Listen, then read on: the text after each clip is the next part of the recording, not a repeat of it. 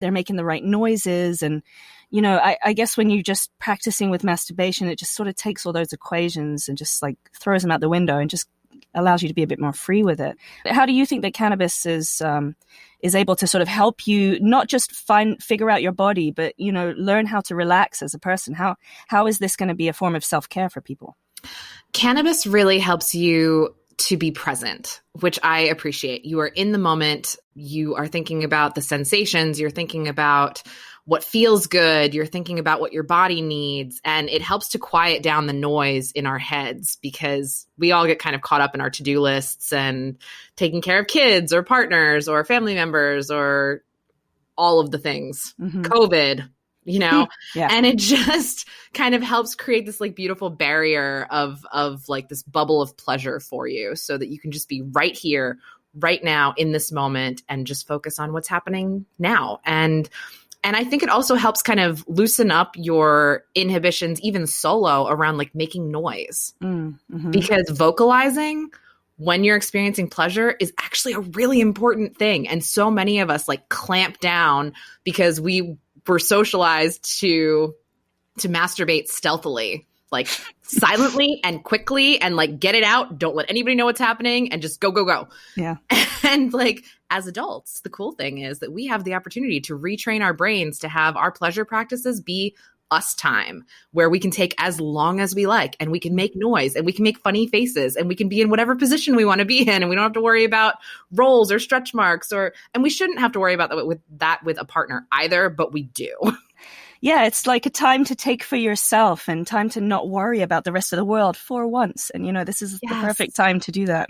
Exactly. And you have a lot of different recipes, like you're talking about the herbal blend, and you talk about sort of infusing lubes. Is that right? Yes. Is this a thing? Will it not like, will it make me high? Will it make me warm? What's going to happen? What's going to happen to me if I infuse a lube?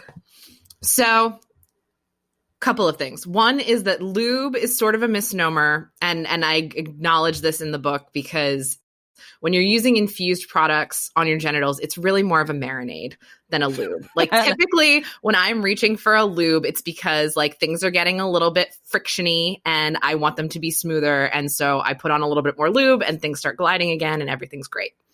Everyone should use lube. Oh, I see. Oh, everybody. Oh, yeah. Penises, vulvas, everybody, doesn't matter what age you are. Definitely for anal, use lube. Ooh, my goodness. And we're getting real. That's sort of that side of it.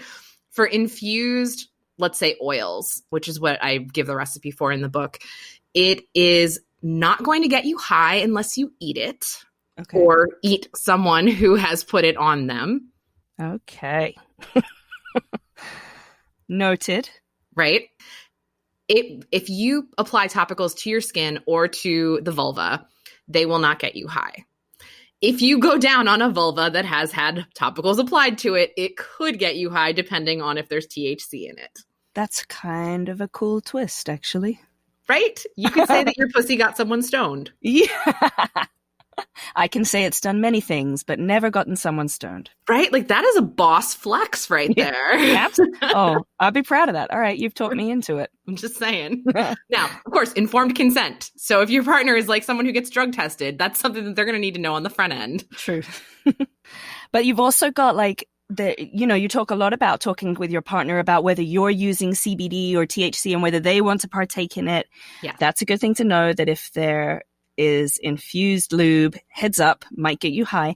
But we've also got like lotions, lozenges, edibles, smoking things. So, you can kind of sort of mix and match and even decide whether you want it infused or not. Yes. But if it's CBD, you actually talk about the fact that CBD, it kind of is an intoxicant in a weird way. What do you mean by that? Yes. So I differentiate in the book between people who say like CBD is non-psychoactive. Well, technically it is psychoactive in that it will impact your mental state, which is, it won't get you high, but it will help you relax. And if it's having any kind of impact on your mental state, that by definition is psychoactive. The intoxicating piece is like, do you feel woozy or stoned or the things that we typically associate with THC? That's kind of how I draw the distinction between psychoactive and intoxicating. And so CBD is psychoactive, but non-intoxicating. THC does not have to be intoxicating, but it can be. THC in its raw form, THCA, is actually not intoxicating. And that would be just like if you were just eating like raw bud, that means it wouldn't have been heated up, right? Right. If you're eating raw bud, or there are actually THCA tinctures where they do a cold extraction of the THC. So the thing that makes THCA into delta-9 THC, which is the THC that gets you stoned, is heat. It has to be heated to a certain temperature, which is around 200 to 240 degrees Fahrenheit. And that is called decarboxylation.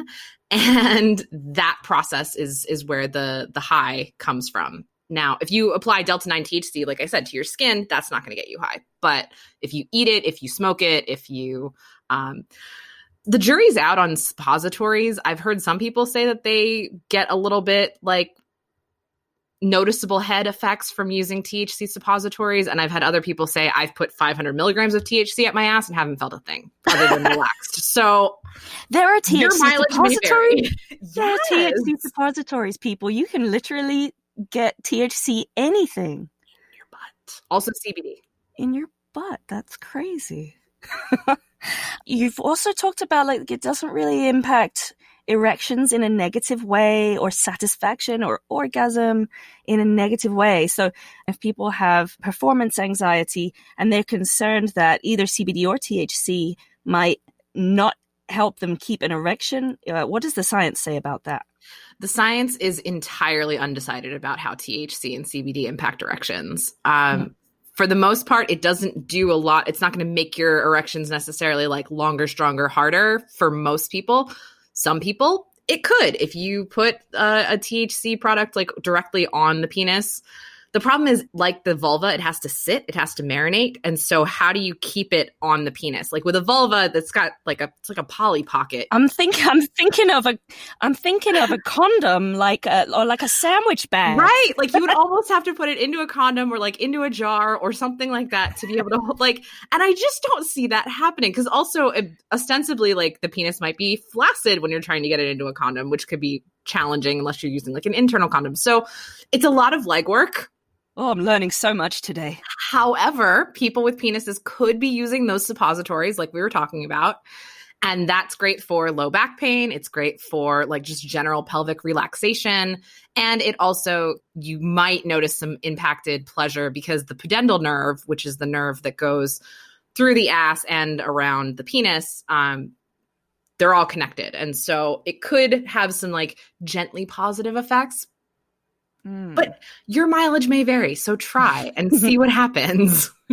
It's all about trial and error, I guess, right? It's exactly what it is. You know, in most forms of medicine, we expect like take a pill and this is going to happen. With cannabis, it's not like that. It's a lot of experimentation. And so, you know, for me to say, well, if you do this, then this will definitely happen, I'm just setting you up for failure. Yeah. It's different for every person. Mm-hmm.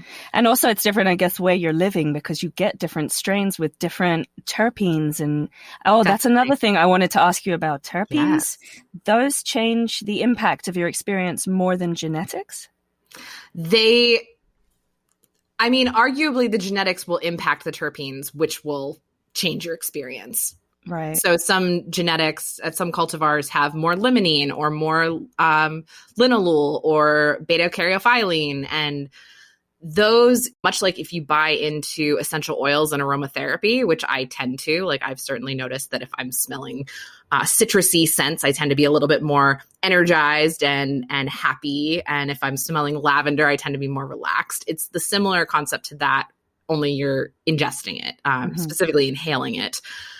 Terpenes and edibles, I think the jury is still very much out on that. Like I've seen different edibles be like, this is made with this strain. And I'm skeptical because I feel like your digestive tract is going to break down a lot of those compounds before it would get to the point where it would have an impact on the effects. And THC in your digestive system gets turned into something called 11-hydroxy, which is very sedate. So like when I see people that are like, this is a sativa edible and it's going to get you like wired, I'm like, nope. No, that's not how that works. This is why I loved the beginning of the book. It covered the science of all of this, which is it's sort of the backbone of understanding how to use cannabis at all. It's like understanding the science of how it is interacting with your body and therefore how you can sort of use it, dose it, titrate it by yourself. Absolutely.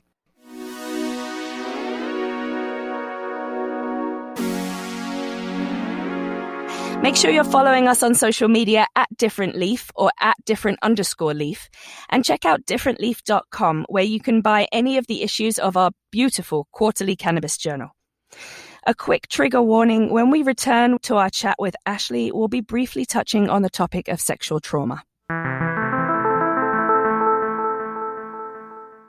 One of the other things I wanted to touch on that you mentioned, I guess, sporadically throughout the book, but that I found really, really helpful personally, is that you address that you're a trauma survivor, and that a lot of the people that are reading the book who may also have gone through sexual trauma may find it kind of a difficult book to read, may find it a difficult experience to even think about, starting to use cannabis to explore yourself or explore a partner. And as a trauma survivor myself, I wanted to thank you for including this group in such an interesting and necessary discussion about how to become sexual with yourself and with your partner.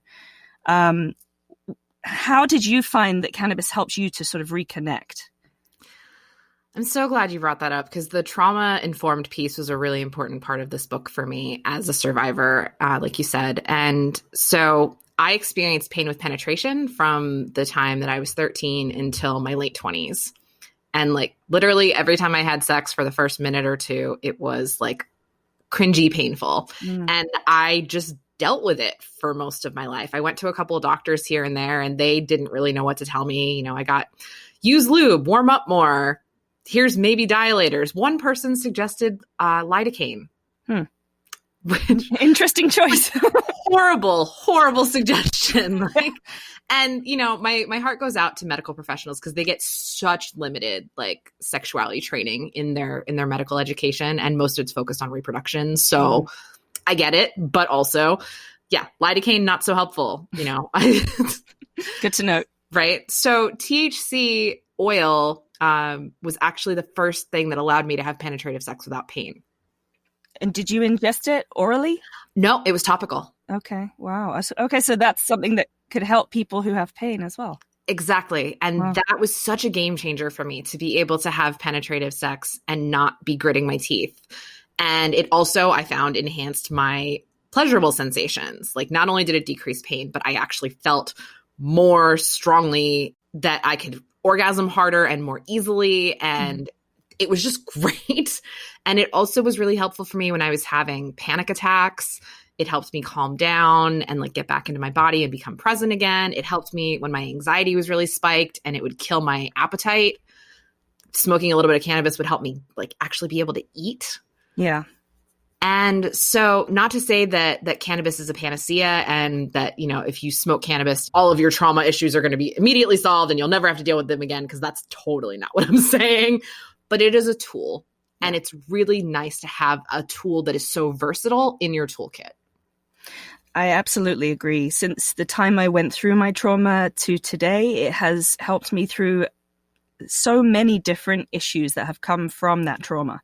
I think it was just a really helpful note to have in that book that's just about really inclusive sex using cannabis, just to discuss the fact that some people, this is a traumatic thing that they're moving through, and cannabis helps PTSD as well. It helps pain. There's many different ways in which it can help a plethora of people, and I'm just glad that you opened up the door to survivors as well, I guess.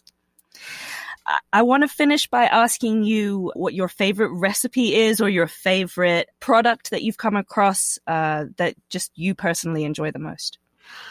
Oh gosh, it would be so hard to pick just one, but I will tell you that suppositories, both vaginal and anal, and it's the same formula for each. It really just depends on which hole you decide to stick it in. But suppositories have been such a game changer for me. Wow. Where if I'm crampy, or I have a partner who's pretty well endowed and my cervix gets real grumpy when it gets knocked around. And so having a suppository actually really helps with that. My cervix is less angry.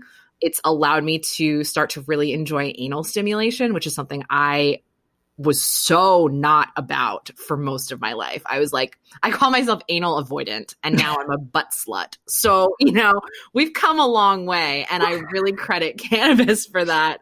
And it's opened up so